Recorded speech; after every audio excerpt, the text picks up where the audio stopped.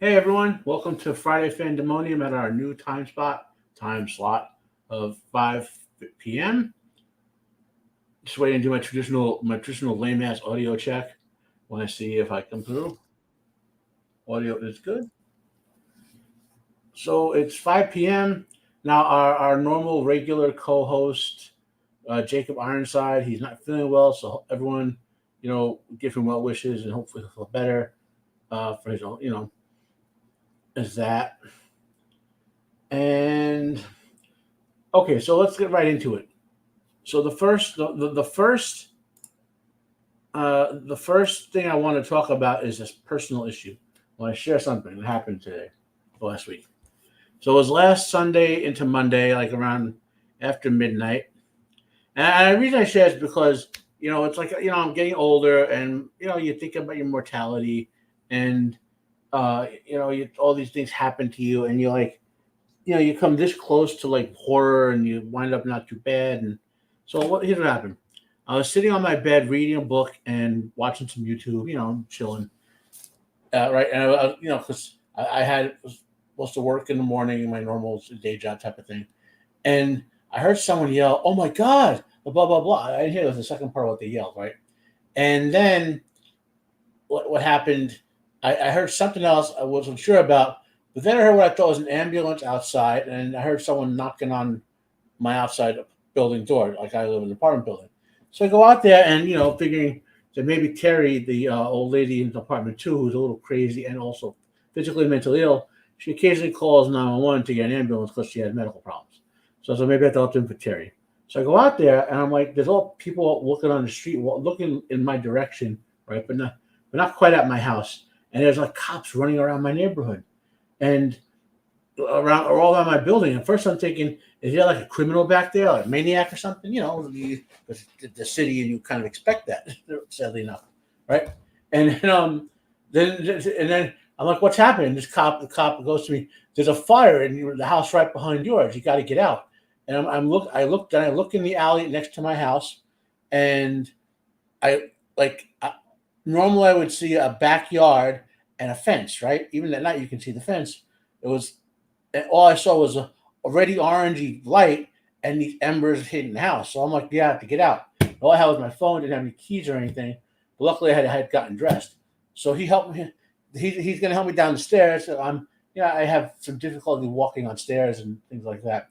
And then I tell them that the old lady in apartment two, you have to get her out of there because she's not going to come out for any reason unless you get her out. She's mentally ill and all that. So they helped me around the corner, and they it turns out they smashed through our door. Funny enough, when I got home in the morning, which I'll tell you more about in a second. Uh, my drive. This is well, that's her door basically in the hall outside my apartment, and they wound up smashing through the door, and the door on her apartment now, which head there, is her inside closet door, which I guess the fire department put or the police put back on the door after they smashed through it and cleared the building, right? So anyway, they get me a stretcher to sit on. I'm sitting there at 2:30 in the morning, and finally they're like, Matt, Mr. Moody, you have to go to the hospital, or we have to just leave you here. And I'm like, well, can I go back in my apartment? And they're like, no. And the funny thing is, they had waited a half an hour more. They would have let me back in my apartment. It was around 3 or 3:15. Anyway, long story short, there was a fire, and this is what it looked like. I'll give you some news about it. Here we are. Share this tab and blow it up. So that was the building behind me,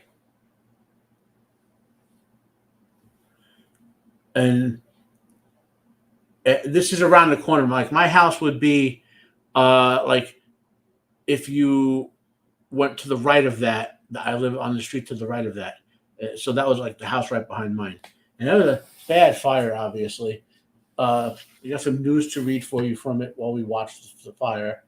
So, a 6-year-old girl dies in Bayonne fire, according to the prosecutor's office. A 6-year-old girl was killed in the fire late Sunday night in Bayonne. The Hudson County prosecutor's office said the victim in the blaze at the address near 18th Street was identified Monday by her name, which even though it's a news article in public, I'm not going to read it just family privacy. I'm not trying to make money on them or whatever.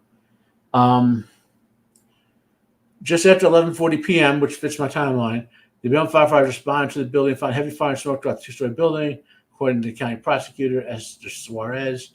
During suppression effort, the firefighters located the girl unresponsive on the second floor. All right. The victim was taken to the Beyond Medical Center, which where I was, by the way. They took all of us there. Beyond Medical Center is a horrible hospital. They almost killed me a couple of years ago when I went in there. Yeah, horrible hospital. Let me check. Right? Some people. Anyway, no one yet. Okay. And they wound up getting me a transport to take me home. Supposedly at 7, but I want to stay until 10, and it kind of wrecked my body. I've been trying to. In any case, just wanted to share that with you. It was physically messed me up. Not the fire, but the effort having to go through leaving my house and spend time in the hospital on the uncomfortable stretcher just kind of wrecked my body a bit. But it's a real experience, I mean, like that's one house away, and technically my house could have gone up too, and I would have lost everything. Luckily I have apartment insurance and all that. But that is that's how close I came to tragedy this week. And I mean, if I had been asleep already, maybe the noise would woke me up, or maybe them smashing in my door to get me out of the building would have woke me up. I don't know, but it's just surreal. So on to a bad topic, but not as real world bad, and of course prayers and well wishes to go out to the family of the little girl who passed away in the fire. The cause and origin of the fire remain under investigation by Hudson County Regional Arson Task Force and the Bayonne Fire Department. Foul play is not suspected at this time, according to Suarez. So I'll wait. If I get an update in the news about what actually caused the fire, then I'll provide you guys with that. But that won't be for a few weeks at least. Oh man, I'm struggling. Like even though I sleep, no matter how much I sleep, all this week since then I've been struggling with just being tired. And someone told me it's probably because I did suffer some smoke inhalation. Yeah, hey Jacob, welcome to the show to listening. Yeah, it was crazy, Jacob. And the fire got worse. That was early on. Like the fire got you could. Oh, cool. Jacob, you might want to get a guide so you can skip the filler. Just so you know, because there's a lot of stupid filler in Naruto. Anywho, but like some people telling me you could see the flames above the buildings, that's how bad that building got, Okay, so now on to happier topics. So I'll take down the fire shot, as it were. Okay, not that it's a happier topic, but it's not a serious topic, right? Well, it's not as dire a topic, I guess you would say, right?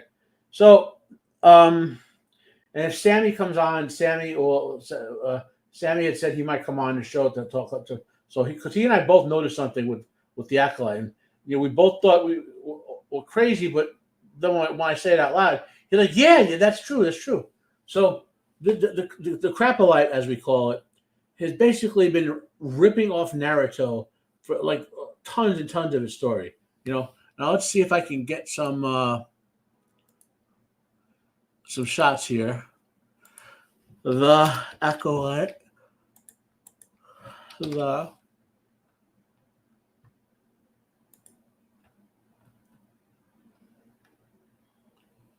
Oh man.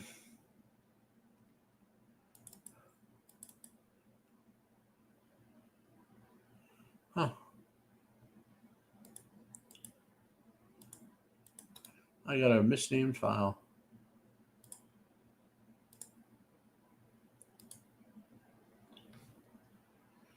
Let me fix that.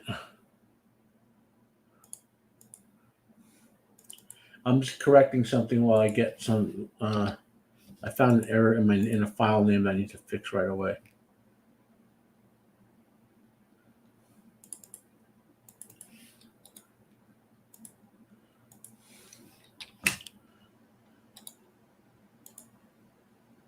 Okay, that's good. Okay, now let's go back here.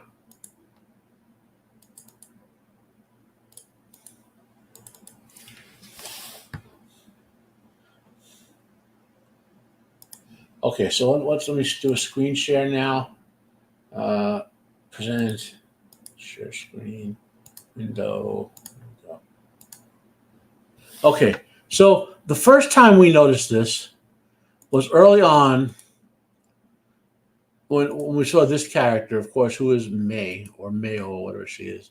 Notice she has the mask on. Fine, that's not too derivative itself, right? So she has the cloak too.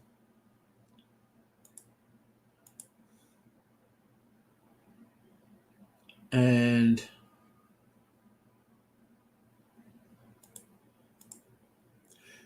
I'm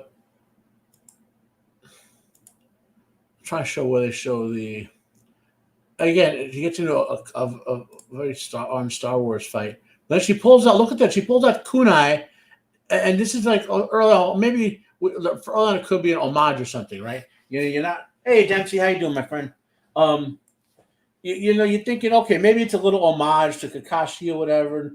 Kunai, the mask, the character moving like a Naruto character or fight. Fine, right? But then the thing just goes on and on. I'm not going to show pictures from everything because Disney will probably try to slam my stream or whatever. But uh, it kept going on and on to when we get to Darth Asshole, as we're calling him. And 2 episodes ago, he dropped some lines that were very Obito like. Okay, and when Obito had the battle with the fourth Hokage, and Minato goes, "Are you Madara Uchiha?" And Toby goes, "Some might call me that." Or some the exact. I can't remember the exact line, right? So I don't need the headset. I don't need the headset to do this. To close that down, get the mic over here. So, then you get then, and that the trend then continues with Darth Asshole acting like Obito basically, and then it finally hits me last night, right?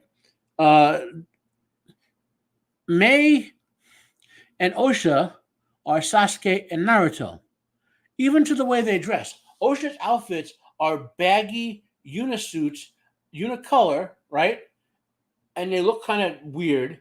And Naruto had the big jumpsuit on, right?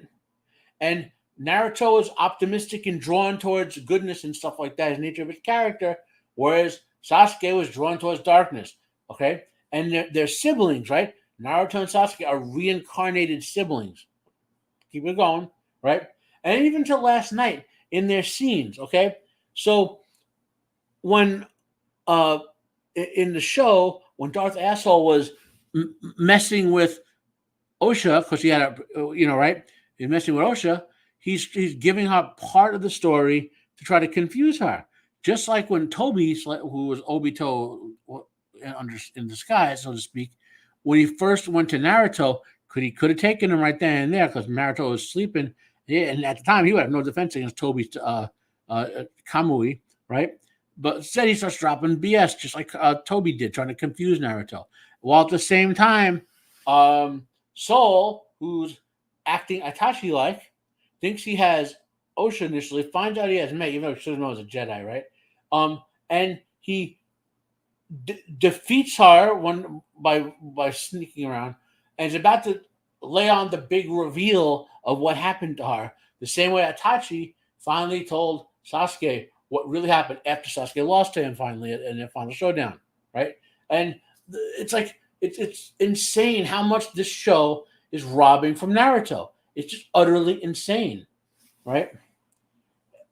And there's other stuff I've noticed in episodes between then, but it really hit me. And Sammy was like, "Yeah, you're right. This is just it's crazy, And if they were just homaging stuff, like borrowing some plot points and sort of doing it as an homage, you could say fine. It's like that's proper in writing to do an homage to what came before you or what your influences are. But when you're blatantly stealing the story elements and just telling them in a Star Wars context, it's bullshit.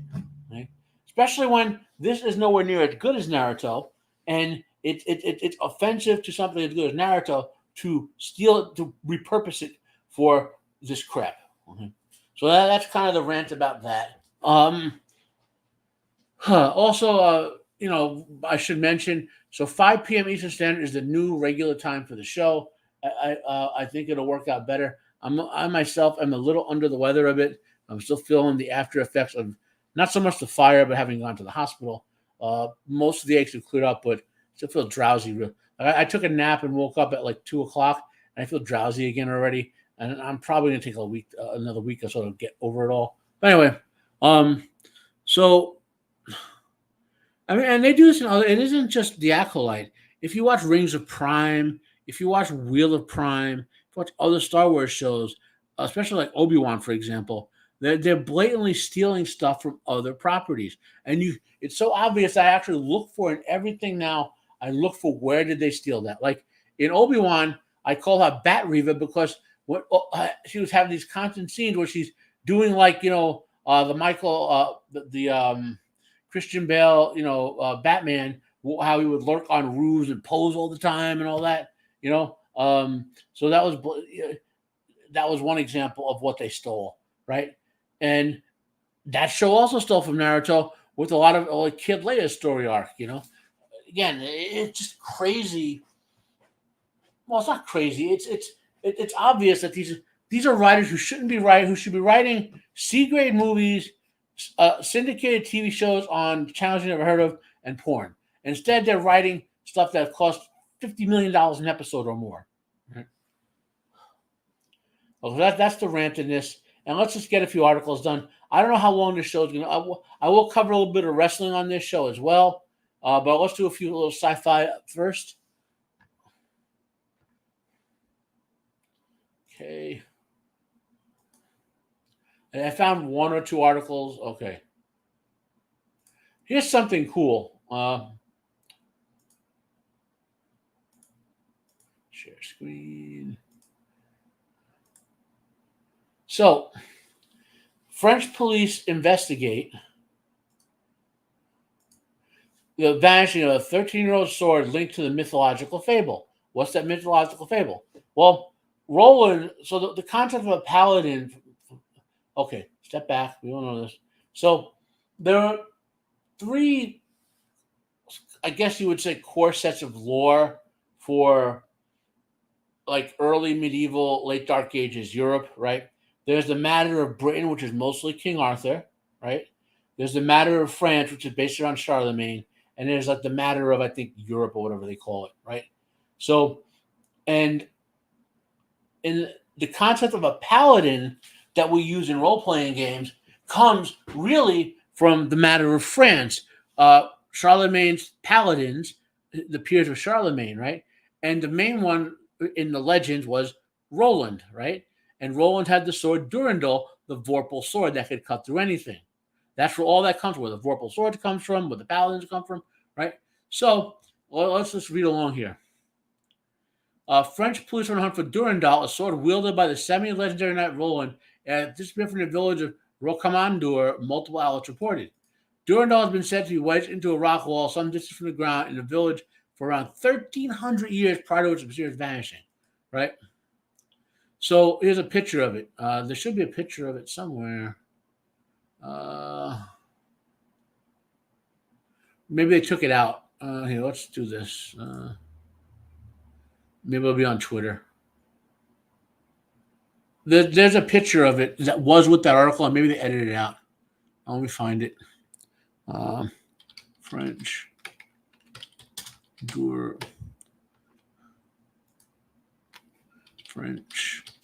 Durandal picture. Here we go. So this is the sword that was in that wall, and it was at a chain to keep it also from being stolen for 1,300 years, and then some mother fracker goes in and steals it in the modern era. I mean, obviously it's not a magical Vorpal sword. It's just an old sword that's been stuck in the wall for 1,300 years. Whether it was really Durandal or not, there's no way to know. But, why it boggles the mind. And it's a cool thing that it existed, but now it's gone. It's gone because some jerk or some thief decided they had to take it, right? It just yeah. Here's another article about it. So, an 11th century poem that talks of the magical capabilities of the sword is the oldest surviving work of French literature. So,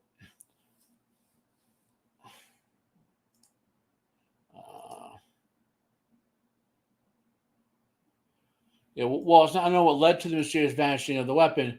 Locals believe it was stolen by a thief who likely pulled out the rock wall when it was wedged into some 100 feet above ground. The only surviving copy of the Song of Roland is now housed at the Bodleian Library in Oxford. And if you want to read your classics, the Song of Roland is one you should read. I mean, I haven't read it since I was 14.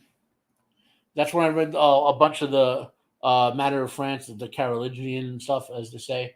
But there's a lot of cool stuff in there. I actually have these cool books. If I had them handy, like all my books except the ones you see back here are packed away. Like my dream would be to have in a new apartment an actual office set up and with library, my books all over the place. But I have these cool books from Disney, which are like fables from around the world and all sorts of stuff like that. And the Song of Roland is in there as well as other sort of tales like that, right? And I've had them since I was a little kid, but I inherited them from the '60s. They're even older than I am. Right? So the sword and legends surrounding one of the town's main attractions.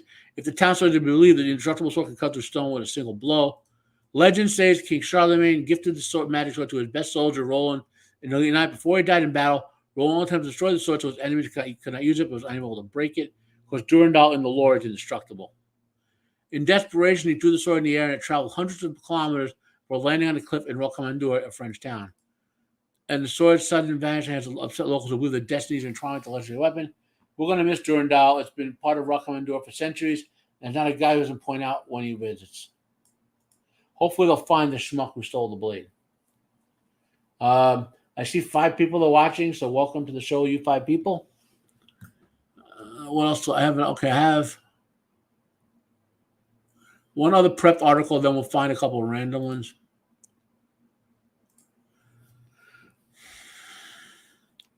And this is about back to the Crapolite. So, the Acolyte showrunner Leslie Headland teases Raylaw-style romance between Osha and Khmer.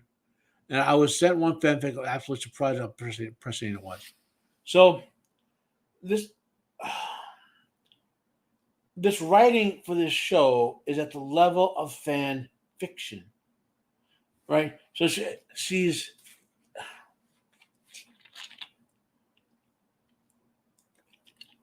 oh man, my throat hurts. Anyway, it's crazy, like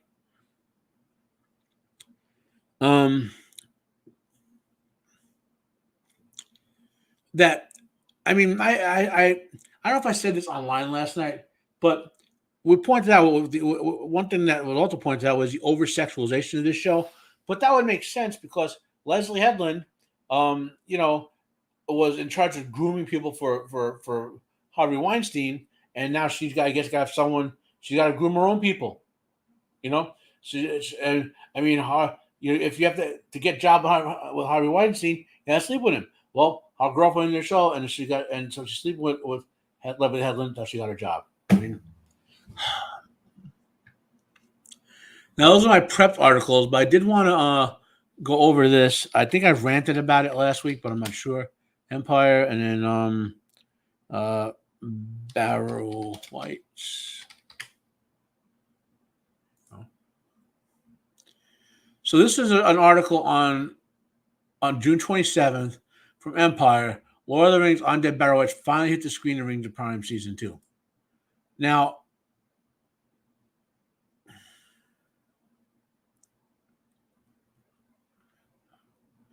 so what are the Barrow Whites? Okay, in the Second Age in Tolkien, the survivors of Numenor go to where their colonies are on the mainland, and Isildur and Anarion establish the Kingdom of Gondor, and Elendil established the Kingdom of Arnor. Arnor is the Shire would be in Arnor, to give you a reference point, right?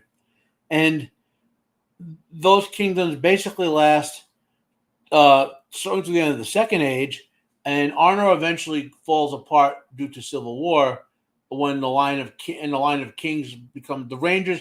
The Rangers are the surviving Numenorians of Arnor. They're the Rangers of the North, right? And then the Third Age, the Witch King keeps pushing in that area. He founds the kingdom of Angmar, I want to say around 800 Third Age. And then the Witch King finds tombs of the old Arnorians and puts the Barrow-wights there. So the Barrow-wights are created by the Witch King, who doesn't even exist, not in the real timeline and in the show yet. Yet somehow these Barrow-wights are going to be in this TV show. It's like they don't even bother reading the actual lore. They just look at a word and say, "Oh, that'll be cool. Let's throw it in there." Now, so and then of course you have,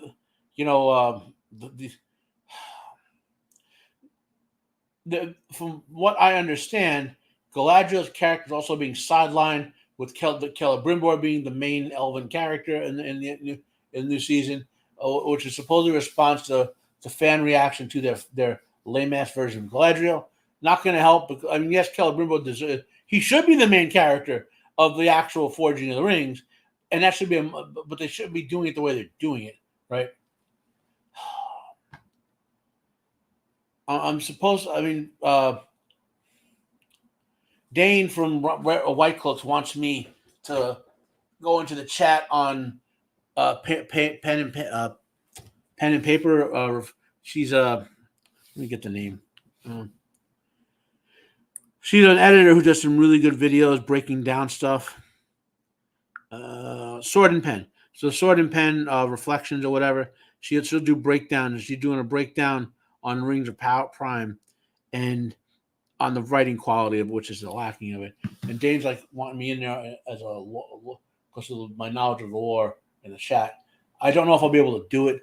I am so dead tired, man. But anyway, and I'm dead tired. Like I love Lord of the Rings. I love Naruto, as you know. I like Star Wars a lot, right? I mean, close to loving it, but not quite at the level of Lord of the Rings or Naruto or Superman, for example. But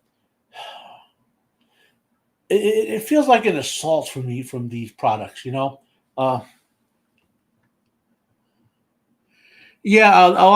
Actually, Dempsey, 75% of YouTube videos are watched on the smart TV, on TVs, or like not on actual phones or computers. So there's nothing wrong with that. Although my some really modern smart TVs actually have the chat on them now. Okay, what else?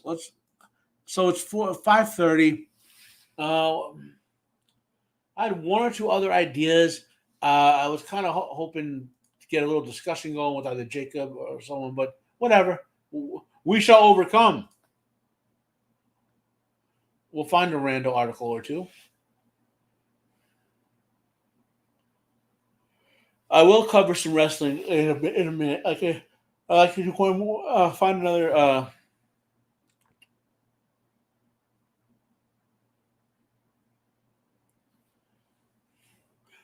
Steven Spielberg has said that, basically, I'm paraphrasing, that they'll remake Jaws over his dead body. So someone's holding the line.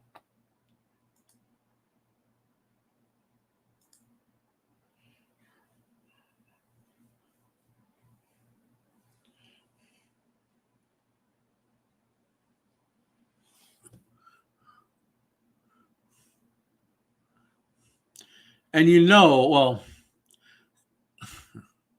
we talked about this out as a crapolette enough. Let's go to Screen Rant.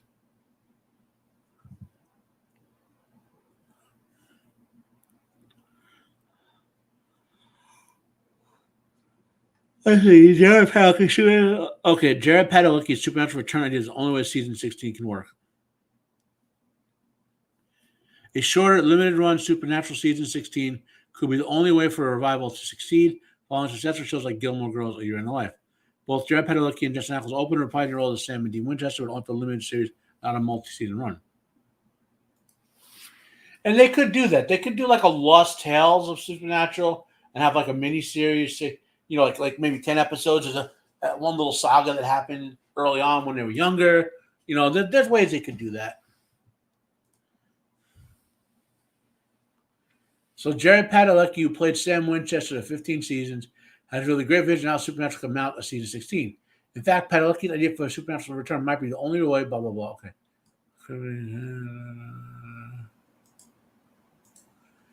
The actor Sam was the focal point of the series alongside Jen. Okay, we got that already.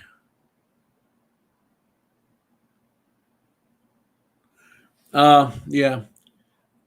In social 17, working one of the father's 80s cold cases. So, that's the end of Supernatural.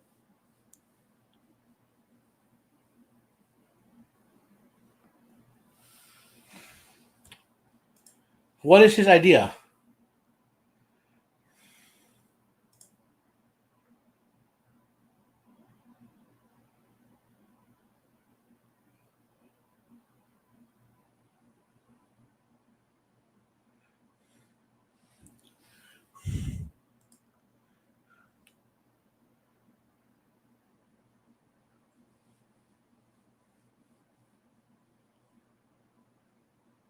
Yeah, okay. Padalecki wants a Gilmore-style revival, limited to 4 episodes. And I could see that. Supernatural, The Lost Tales, where they have Sam and Dean just doing some adventures. That's one way they could do that. Okay, that's not a horrible idea.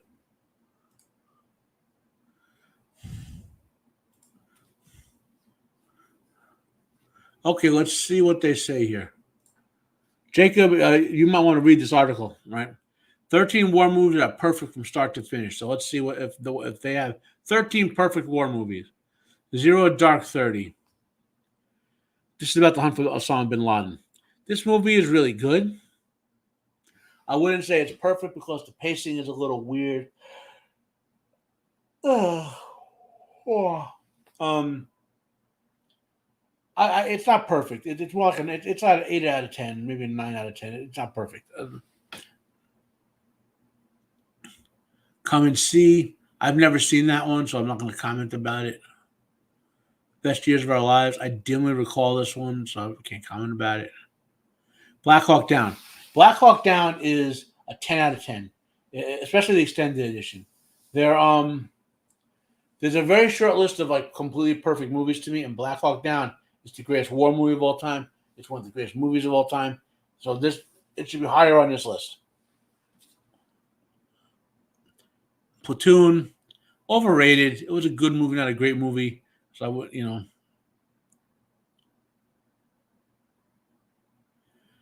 And this is a film that ended very great, but started kind of slow. So I can't call Hacksaw Ridge perfect. It's a story of uh, Desmond Doss. It's a true story. He won the Congressional Medal of Honor, it's just a Medal of Honor, even though we call it the Congressional Medal of Honor. And he won it because he was a pacifist who he was willing to be a combat medic. He wanted to serve, but he was a pacifist. He wouldn't shoot guns or kill people. And he rescues 80 or 100 guys or something like that from being murdered by another Sith.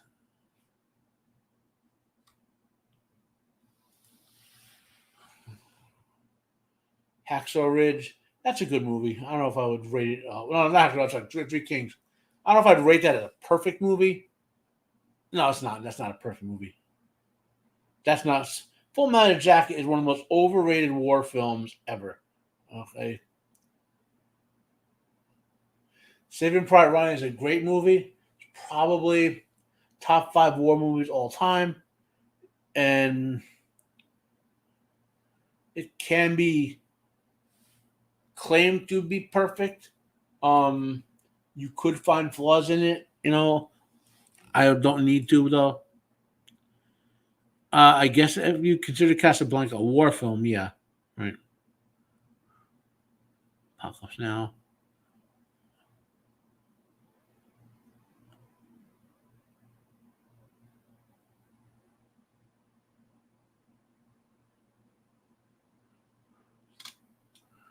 Okay, Inglorious Bastards. Um, It's a really good war movie. I don't know. All Quiet on the Western Front's a great war movie. Now, what's not on the list? What should be on the list? The Dirty Dozen. Top 5 war movie of all time. 10 out of 10. Okay. Also, John Wayne's A Sands of Iwo Jima. That's another 10 out of 10.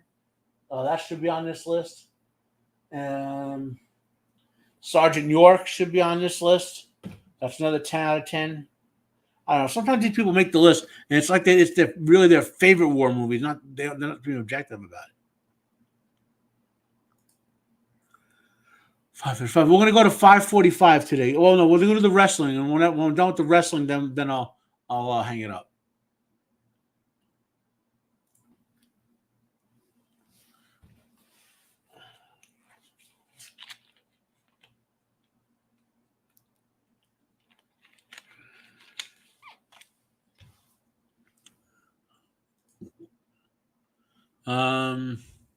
Nothing popping out here.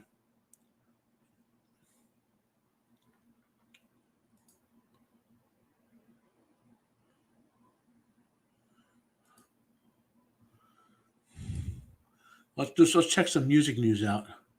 Try Ultimate Classic Rock. This site used to be really good. Oh, here, down here, some news down here.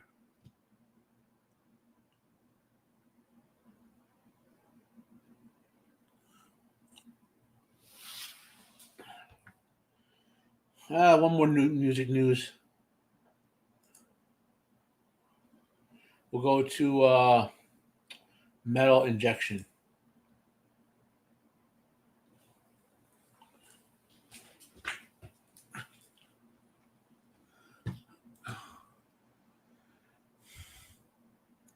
Ten metal bands that need to reunite. Let's see who they say should reunite. I guess Cybreed, Isis, The Sword. Yeah, The Sword. I've listened to them. They're pretty good. They have a Game of Thrones themed album.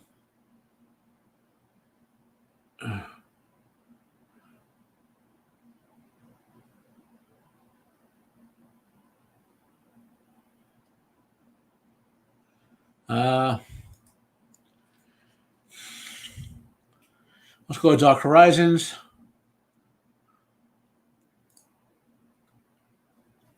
I think I forgot to share the last tab. But I did share the Dark Horizons tab. Nah,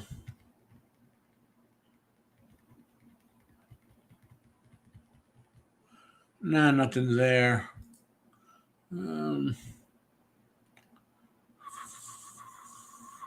Hollywood Reporter.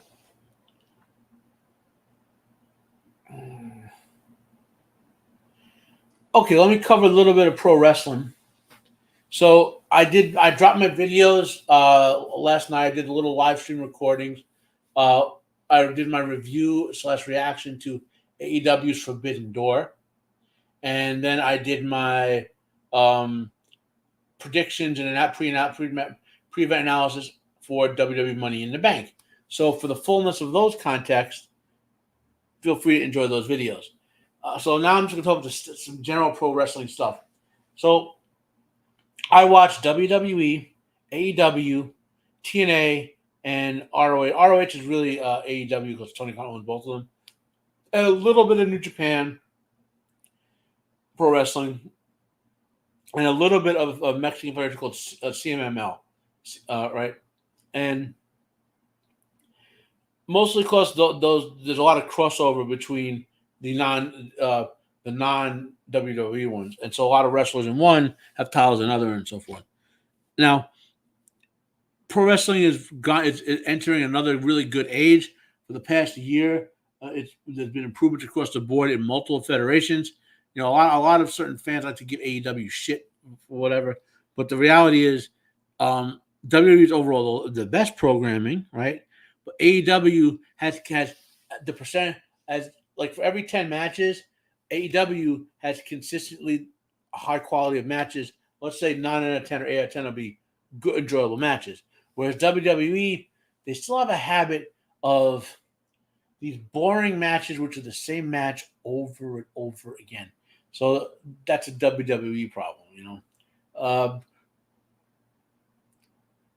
And I would say, does TNA do anything better than either of them? Not really, other than the fact that TNA has more concise promos, which I love. They don't let people rant in promos who can't do promos.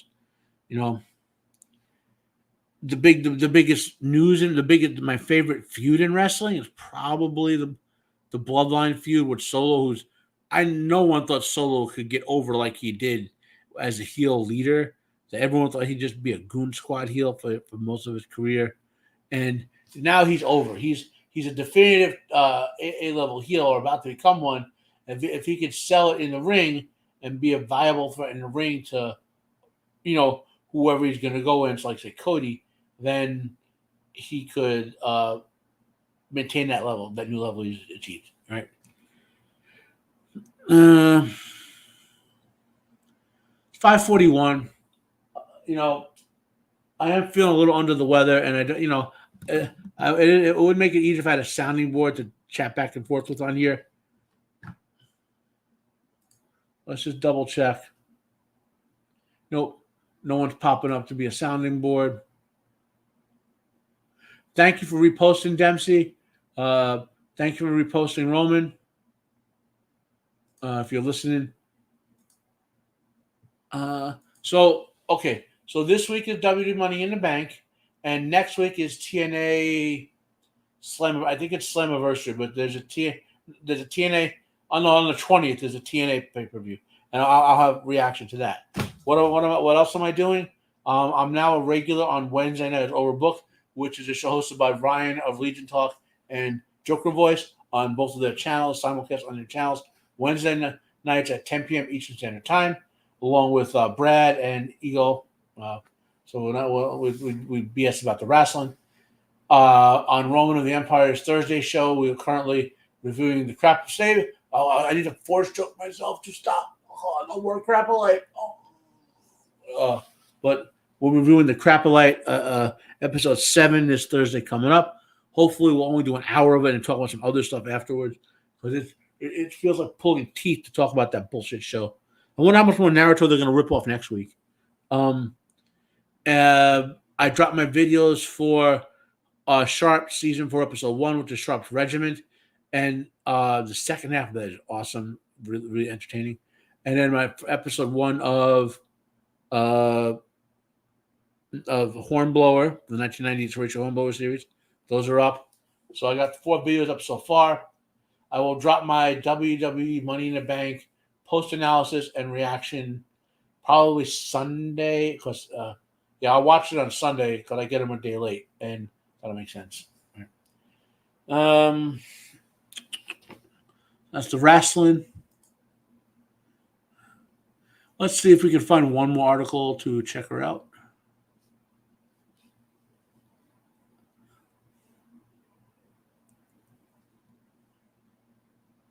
This is some sad news.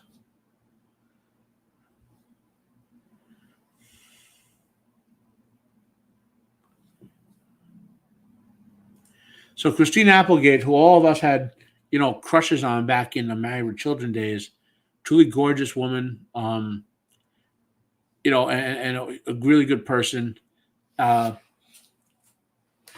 She's suffering from multiple sclerosis, and she is gradually worsening.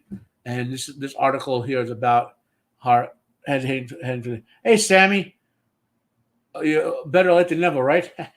I went over the whole Naruto thing already. At least my observations of it, man.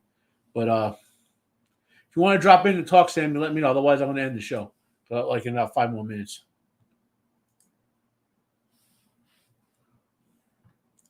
Yeah, Christina Applegate is kind of sad. And the other thing is, I was talking. The reason I've been thinking about my own mortality. I'm 51, and obviously, I'm heading towards my own mortality. I don't know if I want to die 3 years from now or 20 years from now.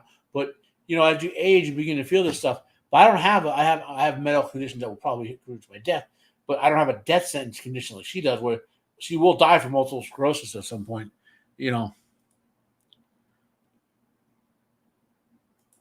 Yeah, Christina Applegate first real MS diagnosis in 2021.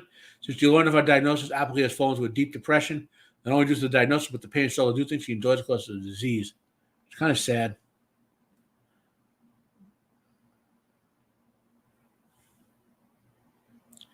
However, she's trying to make the most of the time she has left, which not be much. At the end of March, Christina Applegate mentioned that there were over 30 lesions on her brain, which caused immense pain, especially behind her eyes.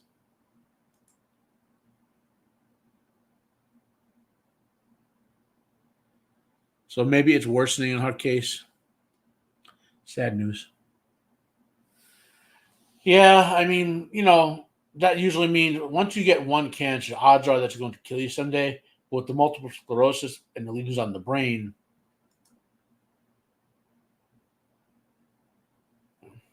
let's see if we can find some happier news to end on. The beat.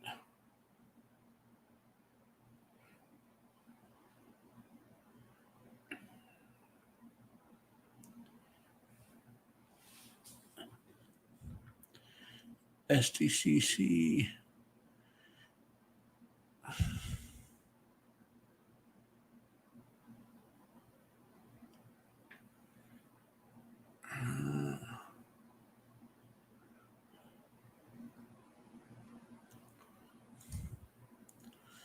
Let's try Entertainment Weekly.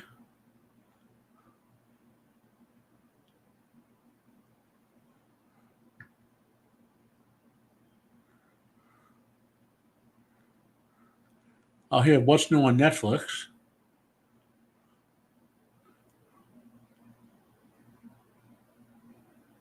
So I think Karate Kid, Cobra Kai season 6, part 1, which is the final season, is going to be here in July this month.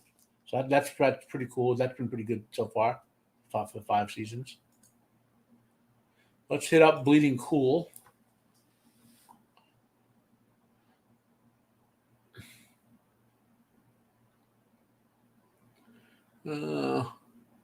Movies.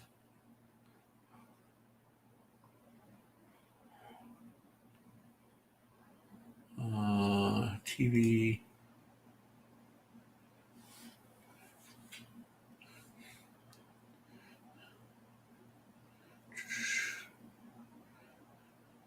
Oh, here's some interesting news. I would not normally say to support the BBC in any way, but getting the old Doctor Who on Blu-ray as they release it, I will spend money on that. I don't have all of it. I have maybe, well, I've purchased, I think 15 or 12, 13 of the seasons purchased, and I have a lot more of it in high depth I've acquired through whatever. But I'm eventually going to purchase all of it in high depth because it's, and now as for the season in question, this is a great season of Doctor Who. It's season 25. What's in season 25? Let's find out. Doctor Who. So we have Remembrance of the Daleks, which you're a fan of Ace and the Baseball Bat. You know what I'm talking about. The Happiness Patrol, Silver Nemesis, and The Greatest Show in the Galaxy. It's 4 serials in 4 parts, and that entire season is better than all of Modern Who except for Blink. So if you're a Doctor Who fan, you have something old. If you're a fan of New Who and have fallen off with Dr. Jodie and Scooty, whatever, go back and watch the old stuff. Especially Sylvester McCoy's second and third seasons are awesome. First one season is okay. That's some good news from Who.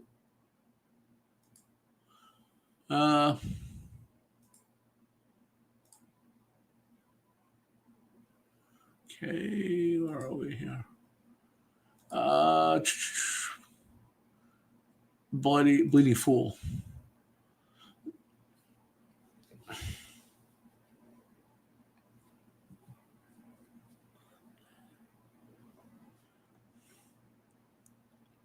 This is interesting. So Jonathan Frakes is directing 6-episode adaptation of Arthur C. Clarke's Venus Prime. He's also on the producing team. This could be good because I don't think Frakes will go woke with this.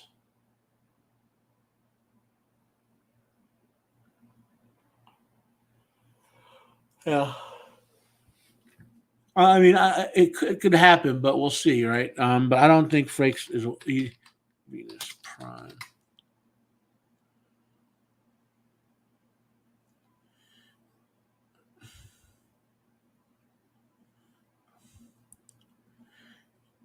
I mean, the story itself is it would fit the needs of the woke people without being woke. It's about a female superhero uh, who fights a cult. So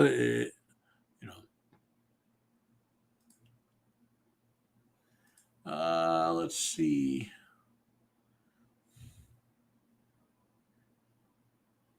Did Screen Rant and Variety.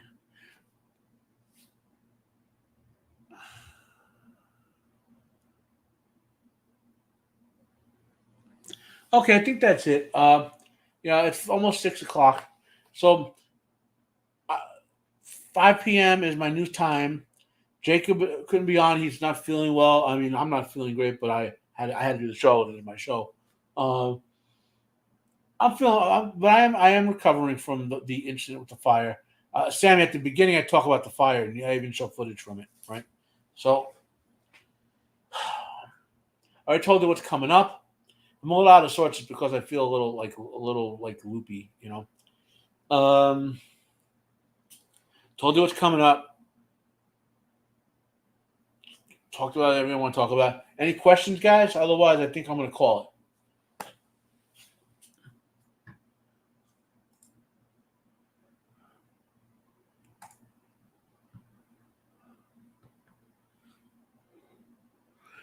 Well, then, guys, have a great holiday weekend for the rest of you have. Don't blow up. It's only safe to you blow up your eye. Don't blow yourselves up. Uh, and I'm gonna check out now. Talk to you all next week or on Wednesday night. I was overbooked, or on Roman Empire on Thursday. Have peace. I am out of here.